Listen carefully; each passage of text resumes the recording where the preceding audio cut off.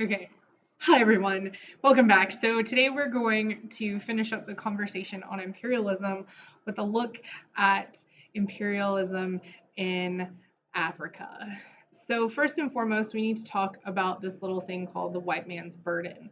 So, many Europeans used this poem to justify their actions because they believed that Africans were unable to govern themselves. So they subscribed to this belief of the white man's burden, meaning that it was the Europeans' duty to help civilize, educate, and convert the inhabitants of their colonies.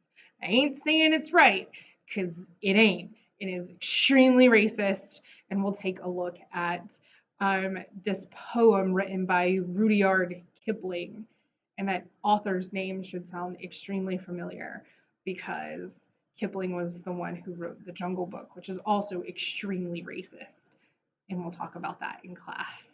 All right, so imperialism in Africa is also known as the Scramble for Africa, and this takes place between 1880 and 1914. That second year should be really familiar to you guys because that was the onset of World War I. So first, diseases actually prevented Europeans from creating colonies. So as of 1880, less than 10% of the African continent had actually been controlled by Europeans. Now, we looked at exploration. Exploration started like the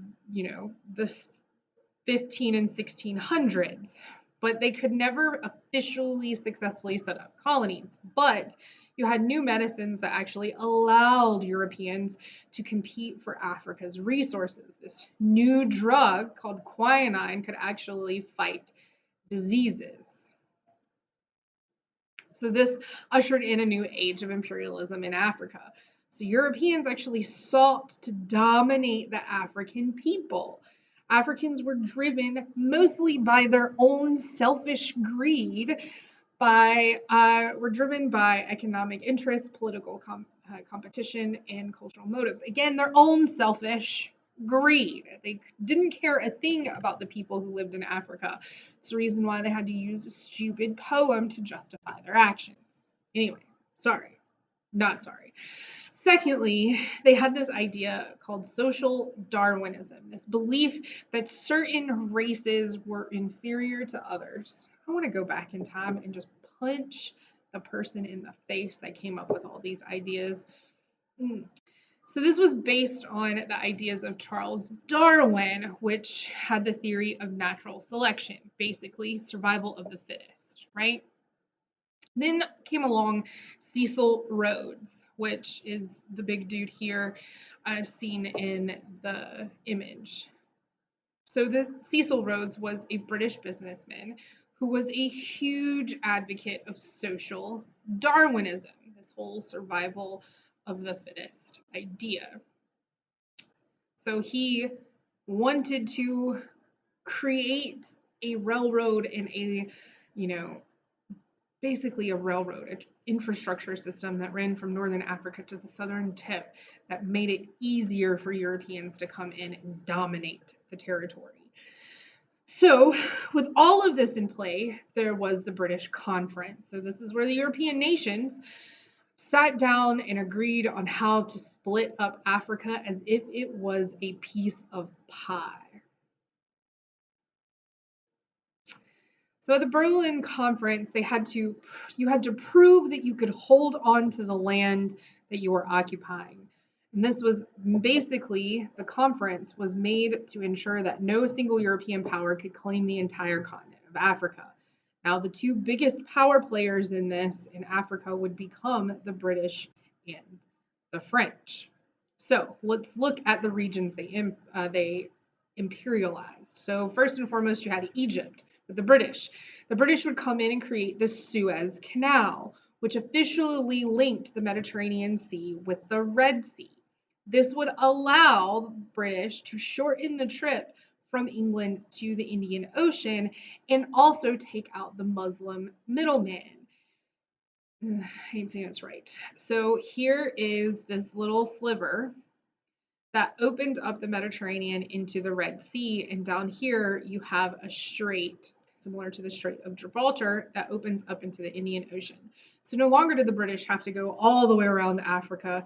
They could simply cut through the Suez Canal and charge you a boatload of money if you were not British. The British would occupy Egypt in 1882 to protect its interests and gain control. Then you have the French controlled West Africa, the Congo in particular, in Central Africa. You had King Leopold II of Belgium that claimed the entire territory for himself. This created a personal fortune for King Leopold, but it also exploited the natural resources, which were rubber. By the way, rubber comes from a tree. Da, da, da. He would become one of the worst people in history because he would abuse the Africans, which led to about 10 million of them dying under King Leopold II. Like, when I say brutally mean, I mean brutally mean. Take a look at that picture.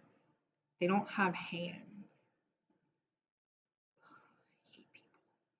So what about the British in South America? Well, first and foremost, you had the Zulu. They were an African tribe that was united by Shaka Zulu.